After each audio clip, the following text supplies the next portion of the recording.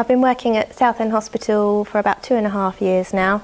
I started on a rotational post. My first post was on oncology, where I worked with terminally ill patients and helping meet their needs.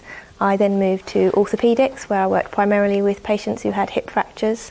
And then I moved to neuro, where I'm now a senior, and that's where my passion lies. I think working for Southend Hospital is ideal for a lot of occupational therapists, just because we have a wide range of rotations here, for example, peds and neurology.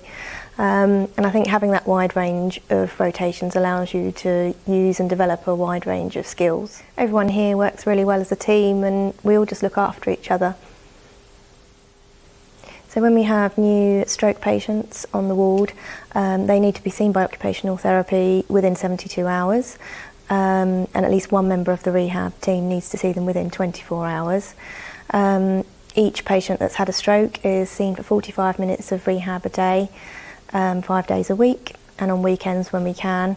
And in addition to that, we always set goals with the patients that are patient-led, and they are set within 5 days of the patient being admitted to the ward.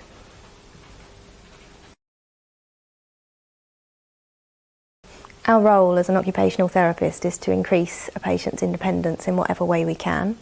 When they first come to the ward, we need to assess them from a neurological point of view, so we'll be looking at things like their sensation and their coordination and their muscle strength.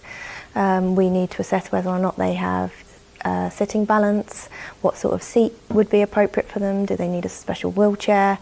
We also need to consider the functioning in their upper limb. Another important part of an occupational therapist's role is to look at their cognition, so looking at things like their attention, their memory, their perception. We also need to create programs, so we have upper limb programs, cognitive programs, which include process training, functional training, strategy training, education. Obviously there's quite a focus on practicing activities of daily living, because as an occupational therapist you need that patient to be as independent as possible. We also get involved in assessing a patient's home to know if it's appropriate for them to go home, and assess what equipment they might need in order to maintain safety at home. We get satisfaction from our patients. In rehab, we're well known for getting excited about the smallest improvement. So if someone's finger twitches on an arm that wasn't moving before, or the first time a patient is able to feed themselves their breakfast with a spoon, or the first time they manage to successfully find their way back to their bed on their own without me telling them where it is, or when they're able to make a cup of tea when there's a lot of distraction going on, those things really get us excited in rehab. A symptom I find particularly rewarding in rehabbing with stroke patients or brain injury patients is apraxia. So for example, sometimes they may no longer know how to use an object, so they can't feed themselves, they can't wash themselves, they can't do anything because their brain no longer helps them to use those objects appropriately. So with functional repetitive practice you can make a lot of headway with that symptom. For example, we had a patient who had quite a severe dressing apraxia, so when he looked at items of clothing it was like he'd never seen them before. But with a lot of functional practice and use of strategies like looking in the mirror, by the end of his stay here he was able to successfully dress himself.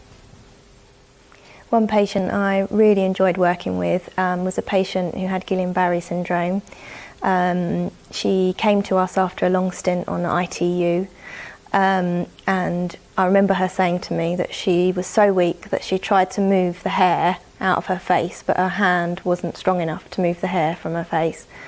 And by the time she left us to go on to further specialist rehab, she was able to wash and dress her top half, she was able to feed herself, she could comb her hair, and she was standing in rehab with the help of 2 or 3 of us at a time.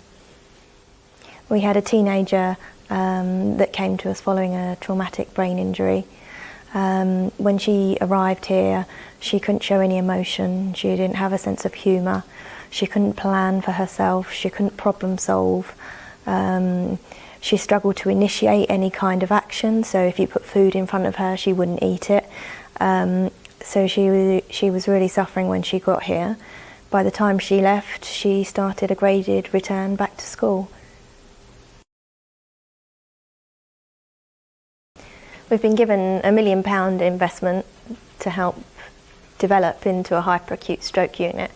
So that money can be used to increase our staffing and to increase our resources. And the larger team we have, the greater skill set we have, so the better for us because we can learn from them, and the better for the patients because they get better all-round care. The stroke unit offers weekly in-service training for all staff, and in addition to that we also have senior workshops. The other really good workshop that we run here is for complex patients.